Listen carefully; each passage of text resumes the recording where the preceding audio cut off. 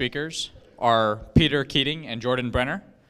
Their talk is very timely because I know all of you will be soon working on your brackets, and their talk is Giant Killers, Predicting March Madness Upsets. With that, I'll let them go. Thank you. Thanks to Saurabh. Thanks for everybody who made this happen, especially Jessica Gelman and Daryl Morey here, and our editors, Mike Hume and Scott Burton and Dan Kaufman.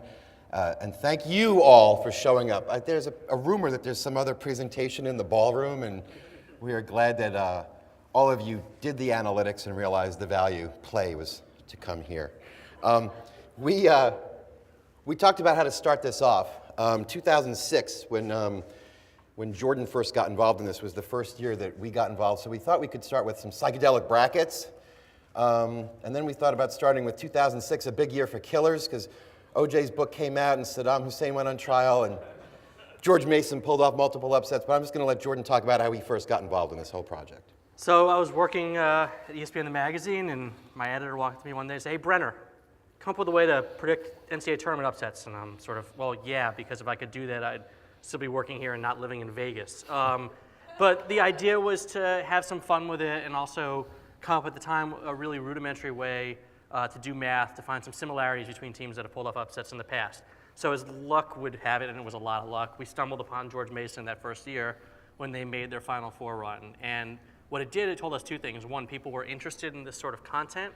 We could have a lot of fun with it, be a little bit lighthearted. And two, I really had to get someone who could do better math than I could. So reached out to Peter, who was my colleague, and we really started to create a system that would find unique things about these types of upsets. The theory behind this has been around for a while. That's Dean Oliver, who now heads ESPN's analytics team. And he wrote the classic Basketball on Paper in 2004, but about 12 years before that, he came up with the idea that inconsistency is a good thing for underdogs. This is a chart from Basketball on Paper where Dean looked at the Utah Jazz, who were a very consistent team, and found they would even have won even more games if they could have been even more consistent. That's basically because there are two ways for an inferior team to beat a better team on any given night. Let's say you're in the situation of the blue team at the top, and the distribution of your points centers on a point which is lower than your opponent. There are two ways you can achieve a greater overlap, which is the situation where you're going to score more points than your opponent and win.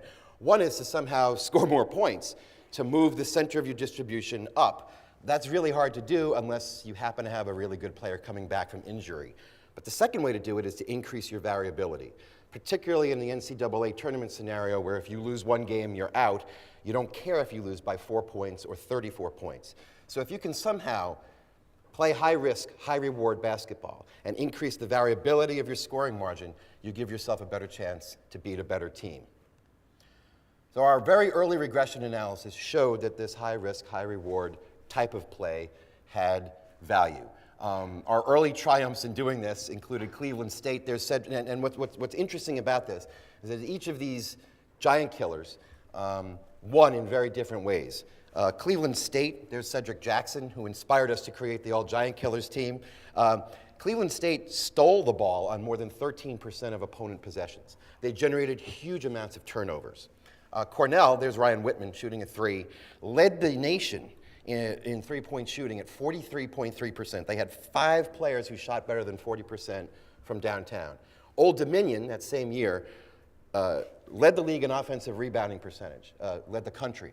They grabbed more than 42% of missed shots, and that's Blaine Taylor, who in the middle of that run, somebody told him their team wasn't just leading the country in offensive rebounding, but in a percentage of missed shots gained, in offensive rebounding percentage.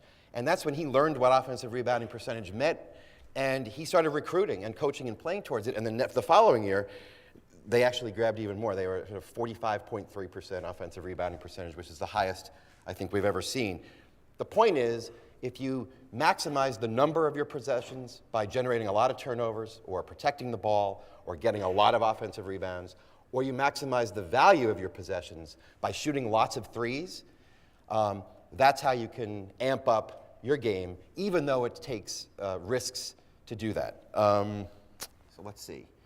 But the patron saint of all giant killers is definitely Shaka Smart and VCU. What's amazing about that program was I sat down with Shaka a couple of years ago for a story I was working on, and he inherently understood this risk-reward strategy, this realization that he had to take bigger risks because maybe he didn't have as talented players or as big players as power conference schools in designing his strategy and coming up with what they decided to brand as Havoc. That was the way he wanted to play, and it gives them an incredible chance against better teams year in and year out. And in fact, no run better illustrates all the varied ways to kill a giant than what they did in 2011 on the way to the Final Four. They were an 11 seed that year. They beat 4 different giants along the way, and they did it differently every game. Against Georgetown, it was all about pressure defense. They forced 17 turnovers, took the Hoyas out of their offense. They couldn't move. Against Purdue, one of the best defensive teams and one of the safest giants in our model, it was an offensive display. They only turned it over 4 times, scored 94 points. They took care of the ball. Florida State, one of the tallest teams in the country, they went to the arc. They ran a lot of pick and replace plays with Brad Burgess playing the 4. Basically 4 guards, hit 12 of 26 threes against the big team. And against Kansas, they realized, look, this is the top team. We have to give something up. They said that they're going to let them score in the paint. We're not letting them get those extra points from three-pointers. 2 of 21 from the arc for Kansas. VCU's in the Final Four. There's a great story about the tip-off to the VCU-Kansas game. Joey Rodriguez, who was known as Joey Dishes because he had so many assists, was sitting there in front of one of the Morris twins, who were both playing for Kansas. And the Kansas player said, "Your run ends here." And later on, they asked him which one of the twins it was, and he said, "I don't know, it didn't matter." Because VCU did that 4 games in a row, all using different strategies. On the flip side, much to the dismay of our editor, Mike Hume, a Georgetown grad, are the Hoyas. They have lost 5 times to a giant killer since 2008, all in equally depressing ways, but different.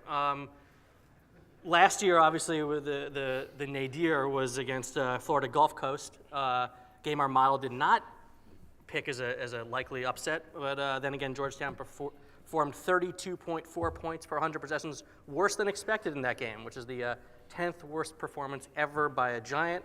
If you're looking for someone who could unseat them one day, Kevin Stallings and Vanderbilt, back-to-back losses to Murray State and Richmond as a giant, but they have a long way to go to be as bad as Georgetown in those situations. So different years have different patterns. In 2010, in addition to Cornell and Old Dominion, Murray State beat Vanderbilt and Ohio beat Georgetown. There were just a lot of the kinds of teams you think of as classic Cinderellas playing in the tournament and who have unusual strategies of either crashing the boards or pressing or shooting bombs and tons of threes. The following year, other than VCU, the only 2 giant killers with any success were Richmond and Morehead State, and they ended up having to play each other as a 13-12 matchup right in the next round. In 2012, it was more about giant weaknesses. That was the year that Missouri somehow lost to Norfolk State, and Michigan lost to Ohio. So different years, different patterns take shape. In 2013, we decided we had to make some changes to the model. Right. So it might be a good time to remind you that what we define as a giant killer upset had always been a 5-seed difference or greater. So an 8-9 game, a 7-10 game, those aren't upsets in our mind. We're looking for like earth-shattering stuff that you're still going to be talking about a couple weeks later. What we had started doing at the beginning was making exceptions for big conference teams couldn't really be a giant killer. So if NC State was a 11 seed and beat a 6, it doesn't really count. They're NC State still. And then we start having to make exceptions for giants. Well, Gonzaga's not really a killer. They're a top 4 seed every year. And Butler and things like it got too cumbersome. So 2013, we said, no more exceptions, no more conference delineation. The world's becoming fairer. Conferences are realigning. Just a 5-seed difference. That's the only way we're gonna consider this to be an upset, 5-seed or greater. And along those lines, we also really wanted a way to look now at just how well the committee was doing its job. Because you can have an upset because of the way you play. You can also because it's just a team is seeded unfairly. A team is better than an 11 seed, and they just got stuck there, and you're playing a team you shouldn't be in the first round. So we need to find a way to make the model sort of be able to distinguish between the characteristics of a weak giant, a strong killer, or just a good team. So last year, with help from Neil Payne, who's now working for 538, and ongoing help from our colleagues at Furman University, John Harris, Kevin Hudson, Liz Buzarth, who's sitting right over there, thank you. They helped us develop a very simple, step 1, a very simple rating system. So simple, it's called the simple rating system, which basically is a basic power rankings for all teams. So we went back to as far as we could go back, which was back to 2007, right? In our database of game by games. And the simple rating system asks this one question. How good does each team have to be in your universe for all of the teams' won-loss records and margins of victory to come out the way they come out? It's really good for ranking a group, any group of teams that don't all have the chance to play each other. So whether you're looking at chess players throughout history, or tennis players in a given season, or in this case, a universe of 350 teams, all of whom only play about 30 other opponents, you come up with a ranking that expressed in points, and basically you use matrix algebra, or these guys use matrix algebra, linear algebra, and a giant matrix to come up with a way of expressing in points what team's basic strength is. That immediately lets you answer questions like, who is the best team in any given year? So right now, as of February 26th, we have Arizona in our statistical model rates as the best team, 34.1 points above average. Or who's the worst 16 seed ever? And one of my favorite trivia or trivial bits of information, Mississippi Valley State in 2008 made the NCAA tournament as the 319th best team in the country. They were about 14 points below average, but somehow they won their conference tournament. That highlights the fact that you can do all this work in January and February, and then the teams that actually make the tournament can completely change based on who wins or loses their conference tournaments. You can also ask, what are the biggest tournament upsets? These are ranked by points per possession difference between the projected and actual outcome. These are the biggest upsets since 2007. You'll see a whole bunch of VCU games up there because they had that amazing run. And Florida Gulf Coast over Georgetown ranks in the top 10. These are just some of the craziest upsets that have happened since we have the data to begin looking at this. So once we establish how good a team is, then we slather it in what we call our secret sauce. That is how similar a team on the Giant Killer side is to past teams that have pulled off these kind of upsets. On the Giants side, same thing, how similar you are to teams that have fallen to a Giant Killer. And what we found in the sauce is there are several key factors that make teams vulnerable or dangerous. On the Killer side, teams that slow down their pace tend to be more successful, and that makes sense, right? It's in the same way that there's more randomness in the NCAA tournament than the NBA playoffs because of the number of games. If you have fewer possessions, fewer skirmishes, there's less chance for a better team to show that they're better. So the pace has evolved in our model recently, and it's something that makes a lot of sense to us. Teams generally at limited opponents' effective field goal percentage. It's a good sign that you're a killer. Offensive rebounding, as Peter talked about earlier, finding ways to force extra possessions are key. So offensive rebounding, forcing turnovers, and shooting a lot of threes, all real harbingers of a good killer. The Giants, on the other side, to be safe, offensive and defensive rebounding come up very important. Again, the defensive rebounding we assume because offensive rebounding is so important to a killer that if you can own the defensive glass, you're in better shape. Again, forcing turnovers appears very important for Giants as well, and keeping your opponents off the line. Now, what's interesting about that last one is in other iterations of the model, we found what we called the magic bullet theory, and that was something about Giants that relied heavily on free throws that was tending to show up among the vulnerable ones. What we've reasoned is that if you rely on free throws for a large point of your points, you're subject to the vagaries of the refs in the tournament.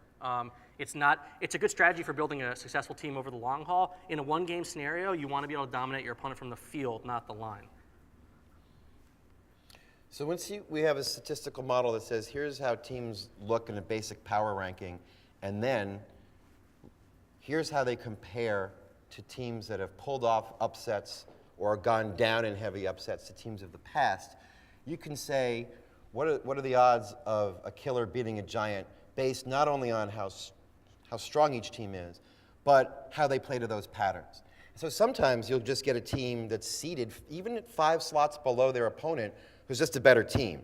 Last year, Minnesota was a better team than UCLA. Minnesota also was very strong in offensive rebounding, and UCLA was extraordinarily weak on the glass and in turnovers. And so that is the highest. Our model now says there's a 79% chance of that upset happening. That shouldn't happen if seedings were done correctly, but there's a lot of misseeded teams every year.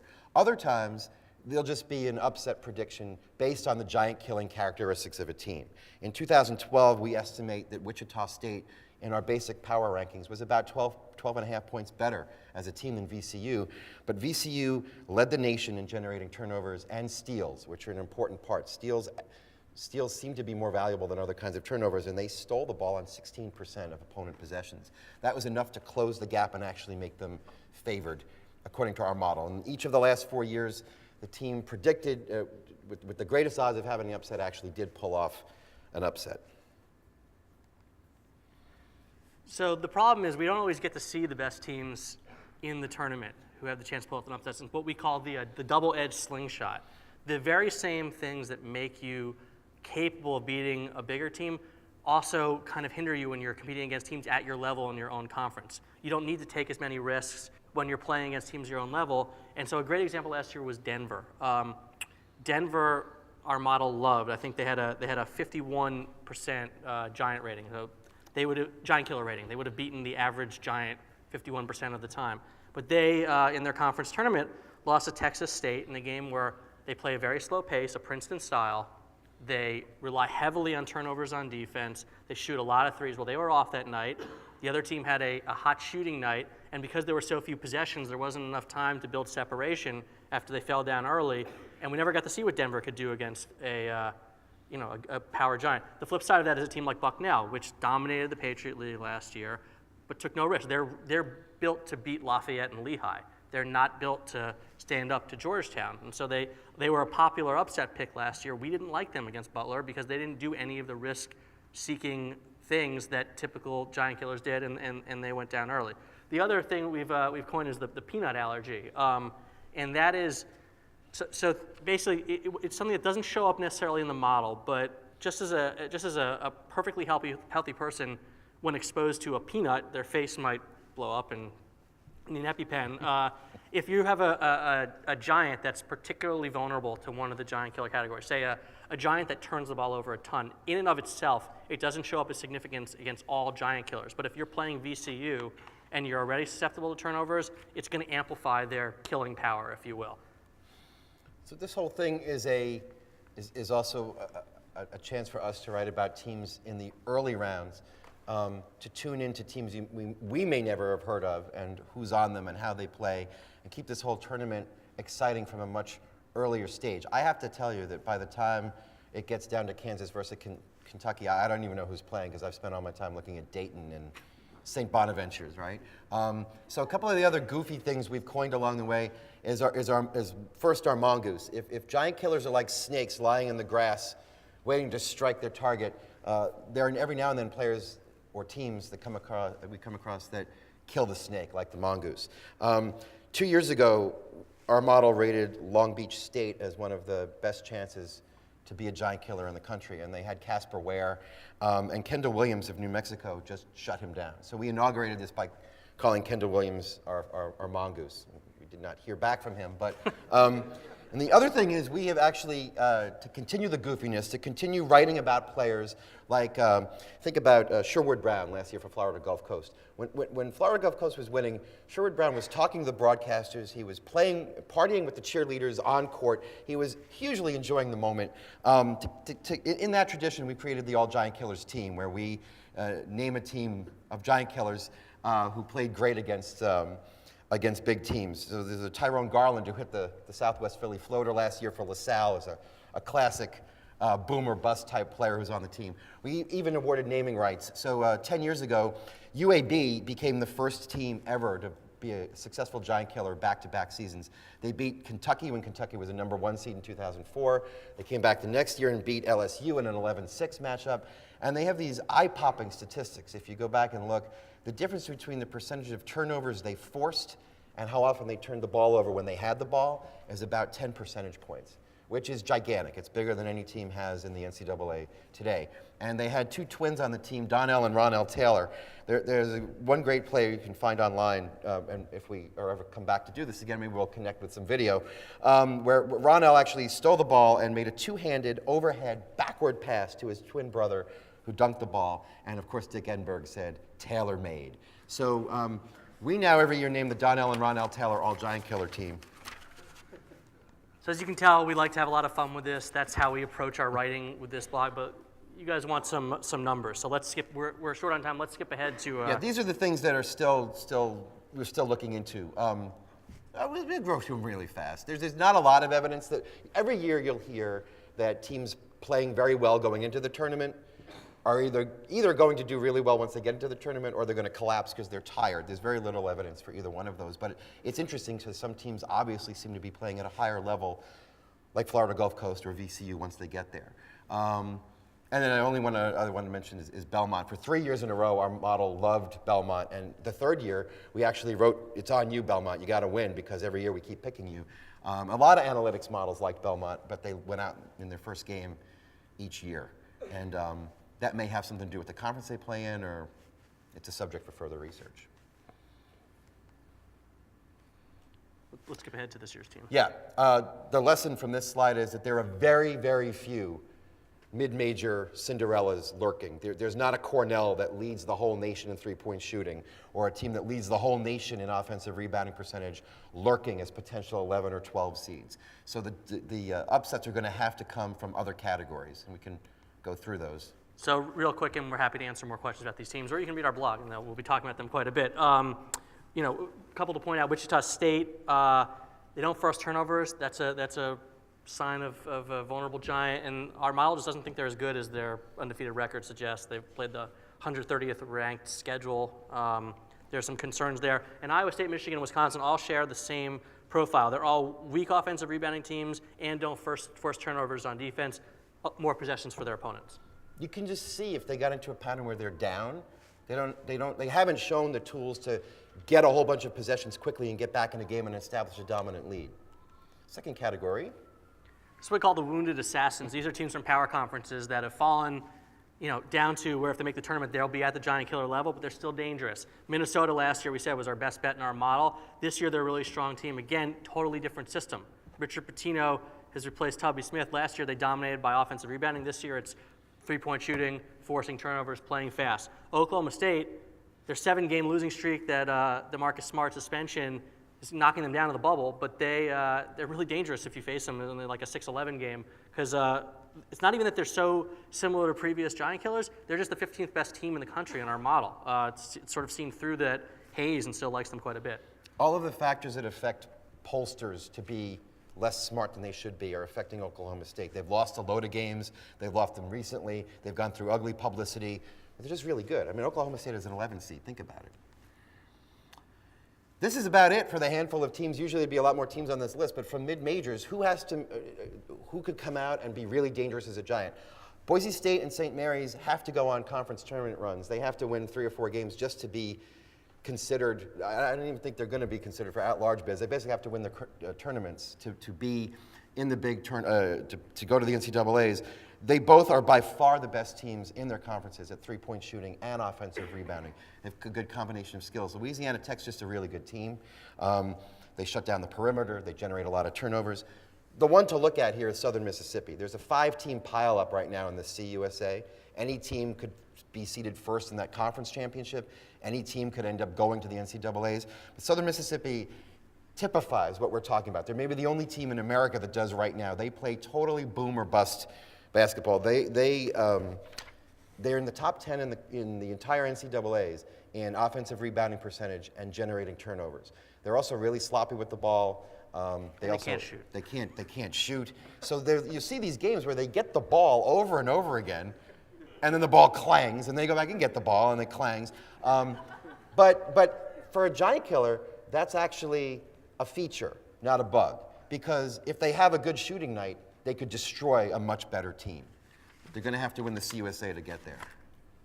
Here's what everybody wants to know about. Here are the 2 deep sleepers to keep an eye on. Now, they both play in very, very weak conferences, but Stephen F. Austin is number 2 in the entire country at generating turnovers, and they're a top 20 team in offensive rebounding.